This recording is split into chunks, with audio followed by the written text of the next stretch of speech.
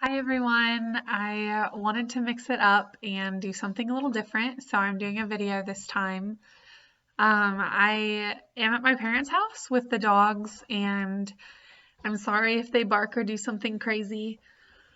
But first of all, I guess I want to talk about why I chose the articles that I did. A lot of them are a little different. It's really interesting because they actually, in some ways, belong to a different discourse community than what I'm in. I am primarily focusing on like industrial hemp uh, agronomic principles in my actual project proposal that I'm working on as my overall text, I guess, for this class.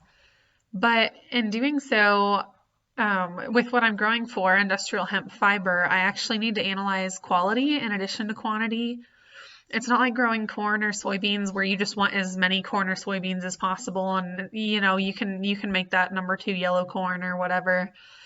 I actually need the fiber to be high quality in addition to the highest yields possible. So I ended up pulling a few articles from people in like a paper milling industry, textiles, and shoot, I forget the other. Well, you'll see it. Um, So it's kind of part of my discourse community because it has a lot to do with industrial hemp fiber, but it's not specifically in the agricultural production sector. So some of those are interesting. Um, the trajectory of the genre in my discourse community was really difficult. Industrial hemp has been illegal for 70 years to be produced in Illinois. So it was quite interesting. A lot of the resources that I actually found that I'd really like to see, I had to request on interlibrary loan from the University of Illinois. They're not here yet. And they're on, I think you pronounce it microfiche. I don't know. They're like weird little reels. The original manuscripts are lost and they're from the 30s. So I actually have to go to the library and look at those on those weird computer things that read that. So anyway, trajectory is not conventional in this setting at all. Creating my annotated bibliography was not horrible. I kind of knew the elements that I needed to pull from, things that I wanted to look at, and so I searched for articles or publications or websites that talked about some of those attributes, and then I just created a list of all of those sources, narrowed it down a little bit, and then threw it together. I say a lot more than I realized. My analysis definitely showed information is communicated through a little bit differently. The extension style publications that I brought up from Penn State and University of Kentucky, for example, those are going to be really straightforward, simplified, not particularly scientific or high thinking conversation because those are meant to be reference guides for farmers. So they kind of just want to get to the point. There are also some of those more in-depth, actual data-driven research articles, like peer-reviewed journal publication type stuff that was quite a bit harder for me to get through.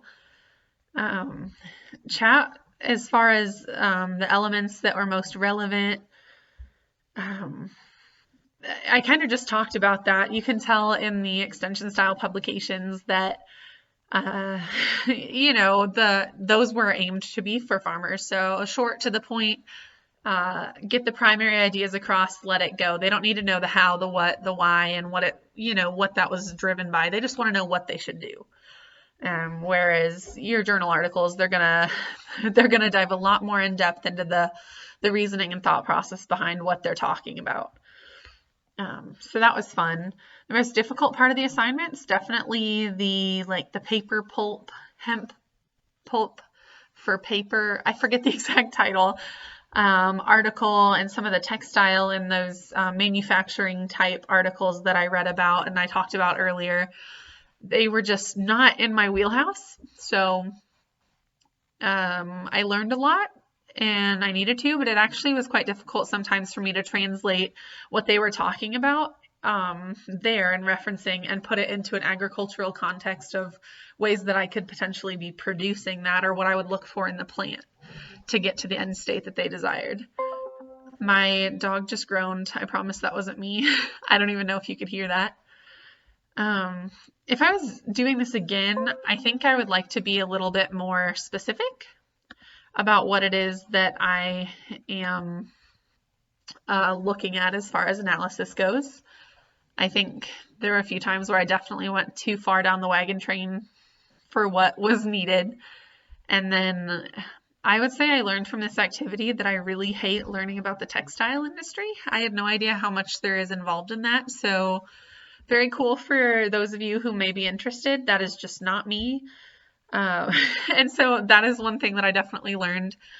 I also realized exactly how difficult this was going to be for me as far as finding scientific, data-driven research on industrial hemp production in the United States, because it's just so new that there really isn't a lot for me to reference. So again, pulling stuff from the 30s, that's a new experience for me, and it hasn't even gotten here yet. So that's kind of a TBD. I'll have to update you, but yeah, a bit of a nightmare. And the skills that I learned in this unit, I'm absolutely applying towards my research that I'm doing in industrial hemp. So on top of the project proposal that I'm actually using this course to kind of build up towards, I'm not even in grad school yet, but I'm starting my project a lot earlier than a typical agri-science student would. So that's why this is all kind of helping me get geared up towards my project that starts in the spring. So absolutely, I'll be doing this more. And again, I never had to request interlibrary loan stuff before, so that was new and is gonna happen a million times more, I think. So yeah, these skills will very much apply to me in the real world. Thanks for listening to me ramble on. I hope everybody has a great weekend, and good luck with your uptake reports.